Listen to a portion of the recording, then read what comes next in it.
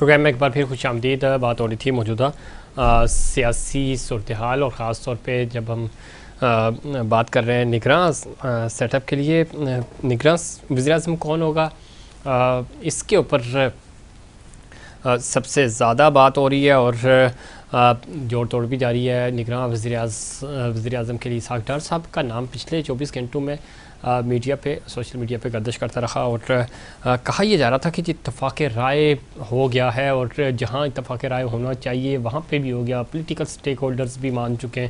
لیکن آج دوپہر میں پاکستان پیپلز پارٹی کی طرف سے پریس کانفرنس ہوئی, انہوں نے کہا جی ہم اپنا امیدوار لے کے آئیں گے اور ابھی تک کسی بھی نام کے اوپر اتفاق نہیں کیا گیا اور اس تاثر کو پاکستان پیپلز پارٹی نے مسترد کیا ہے.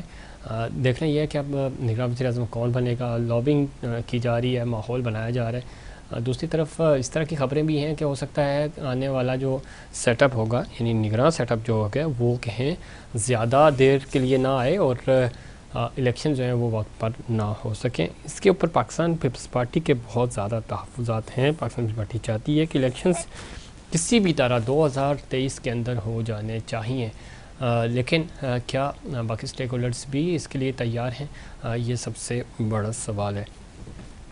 ابھی تک نگراں وزیر اعظم کا فیصلہ ایک پارٹی نہیں کر سکتی, مشاورت سے ہوگا.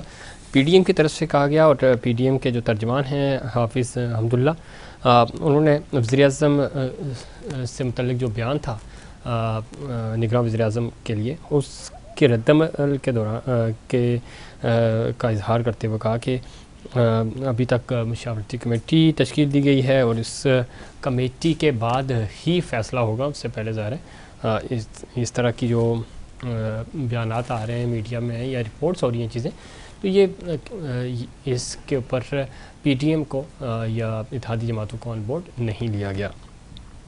ساتھ ہی ساتھ اس وقت شوکت عزیز صاحب, حفیظ شیخ, معین قریشی یا رضا باقر جیسے امپورٹنٹ نگراں وزیر اعظم نہیں ہوں گے. چند دنوں میں مشرفت ہوگی اور فیصلہ سامنے آئے گا, کوئی جلدی نہیں ہے. یہ ترجمان پی ڈی ایم کی طرف سے کہا گیا. وہ ماضی کے جو نگراں, یہ ظاہر چھٹے نگراں وزیر اعظم ہوں گے جو بھی اب آئیں گے, لیکن ماضی کے جو تھے وہ اسی طرح کے بڑے سرپرائز ملتا رہا پاکستان کو اس طرح کے. تو وہ اس دفعہ بھی ذرا آئی ایم ایف سب سے بڑا مشکل فیصلہ ہے. آئی ایم ایف کے ساتھ چلنا ہے اور معاشی فیصلے بھی کرنے ہوں گے, مشکل فیصلے بھی کرنے ہوں گے. اس چیز کو مد نظر رکھتے ہوئے وزیر اعظم نے کہا جی اختیارات بھی ہم دیں گے وزیر اعظم کو, جو نگراں وزیر اعظم ہوں گے ان کو اختیارات بھی دیں گے. اس پہ مزید بات کریں گے. ہمیں جوائن کیا جناب طاہر حسن صاحب نے, سینئر صحافی ہیں, سینئر تجزیہ کار ہیں. طاہر صاحب خوش آمدید کہتے ہیں آپ کو شو میں. جی شکریہ, بہت بہت. طاہر صاحب کس طرح دیکھتے ہیں, ایک تو یہ کہ یہ بتائیے گا کہ آج کے اس ڈیجیٹل دور میں اور خاص طور پہ آپ کو پتہ ہے خبریں پتہ نہیں کہاں سے لیک ہو جاتی ہیں, تو یہ نگراں وزیر اعظم کے لیے اسحاق ڈار صاحب کا نام پچھلے 24 گھنٹے سے گردش کرتا رہا. کچھ صحافیوں نے بھی, اور پھر انہوں نے ایک انٹرویو بھی دیا تھا, اس میں بھی تھوڑا سا عادل شاہ زیب نے ان سے پوچھا تو اس پہ بھی ڈار صاحب نے کہا کہ اللہ تعالیٰ جو بھی کام لے گا مجھ سے میں ضرور کروں گا. تو یہ معاملہ ہوا کیا ہے؟ کیا ابھی بھی اب ذرا پاکستان پارٹی نے بھی اس تاثر کو مسترد کر دیا پریس کانفرنس کر کے, باقی جماعتیں بھی کہہ رہی ہیں کہ ہمیں آن بورڈ ہی نہیں لیا گیا.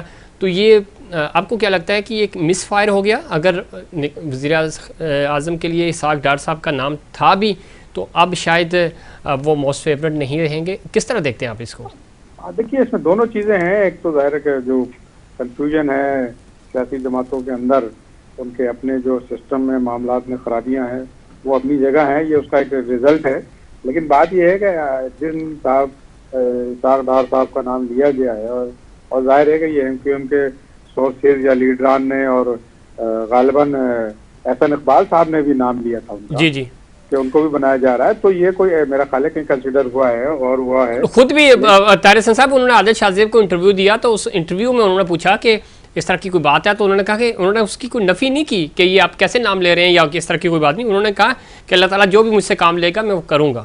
جی بالکل, وہی میں عرض کر رہا تھا کہ یہ یقیناً کہیں ڈسکشن ہوا ہے پارٹی میں اور چیزیں آئی ہیں, لیکن انہوں نے اپنے پارٹنر سے یا پولیٹیکل الائز سے کوئی سے کنسلٹ نہیں کیا ہے. بات یہ ہے کہ کل ہی جو ہے وہ آئی ایم ایف نے ایک اپنا ऑब्जर्वेशन जारी किया है और उन्होंने कहा कि 2 लोगों ने IMF से डील ने बड़ी खराबी पैदा की, उसमें इसहाक डार साहब का नाम भी शामिल है।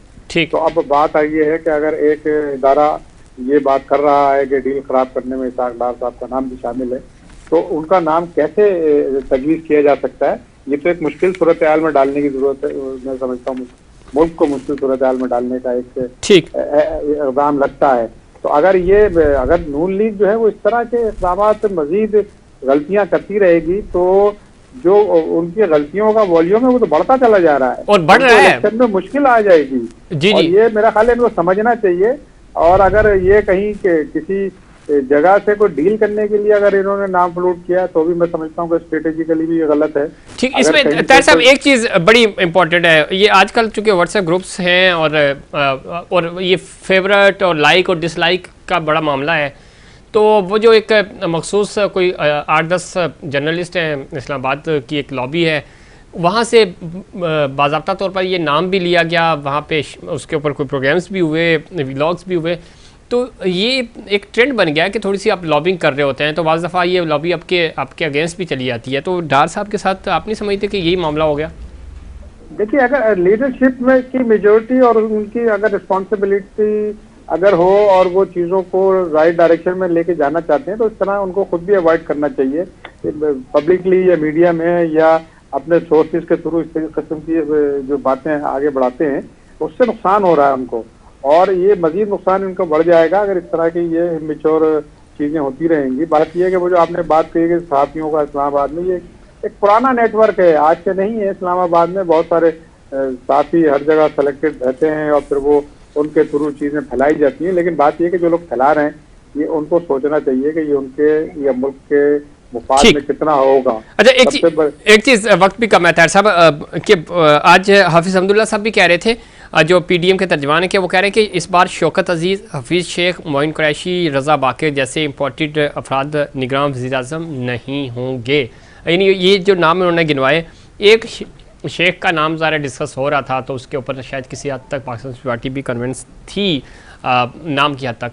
तो आपको लगता है कि कुछ सरप्राइज़ होगा? और हमने ये भी देखा है कि जो निगरान वज़ीर-ए-आज़म ख़ासतौर पे मोइन कुरैशी साहब का जब उनको बनाया गया था तो उनके वहमो गुमान में भी नहीं था, वो एक जगह कॉफ़ी पी रहे थे बैठे हुए और नाम आ गया।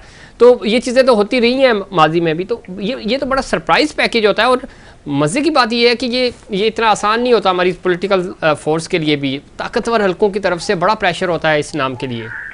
हाँ, नहीं, देखिए, ये एक तो मैंने अर्ज किया ना कि ये सारी लीडरशिप की जो है उसको जिम्मेदारी का काम होता है। अब देखिए, दुबई में हाफिज़ ज़रदारी साहब भी हैं, बिलावल साहब भी मौजूद हैं, मियां नवाज शरीफ भी मौजूद हैं, तो मजीद क्या वहाँ पे डिस्कशन होता है और मजीद उसका क्या आउटकम आता है। लेकिन बात आपकी ठीक है कि ये सारे नाम जो हैं बहुत ही रिस्पॉन्सिबिलिटी के साथ होने चाहिए और इनकी अगर क्रेडिबिलिटी ख़राब की जाएगी तो मैं समझता हूँ कि इलेक्शन की क्रेडिबिलिटी भी ख़राब होगी और हमें इस तरह के नाम नहीं सोचना चाहिए या आगे बढ़ाने चाहिए, इस तरह नहीं डिस्कस करने चाहिए ये ज़रा। हाँ, जी, हाँ, ये एक जिम्मेदारी के काम है। और अगर सारे के सारे कंसल्टेंट नहीं है, आप अपने पार्टनर से भी जो नाम नहीं डिस्कस कर सकते उसको पब्लिक क्यों कर रहे हैं, और उसको पब्लिक कर रहे हैं तो फिर उसको मीडिया में इस तरीके से इम्पोर्टेंस देना मैं समझता हूँ कि ये एक मुश्किल सूरत हाल में जाने की तरफ इशारा है और हालात ख़राब हो सकते हैं। बहुत शुक्रिया तारिक हसन साहब, आपने प्रोग्राम में वक्त दिया। नाज़रीन, ये था हमारा आज का प्रोग्राम। उम्मीद करता हूँ दीगर प्रोग्राम्स की तरह आज का प्रोग्राम भी आपको पसंद आएगा। मुझे इनसाइड पाकिस्तान की पूरी टीम को दीजिए इजाज़त। अल्लाह के बाद।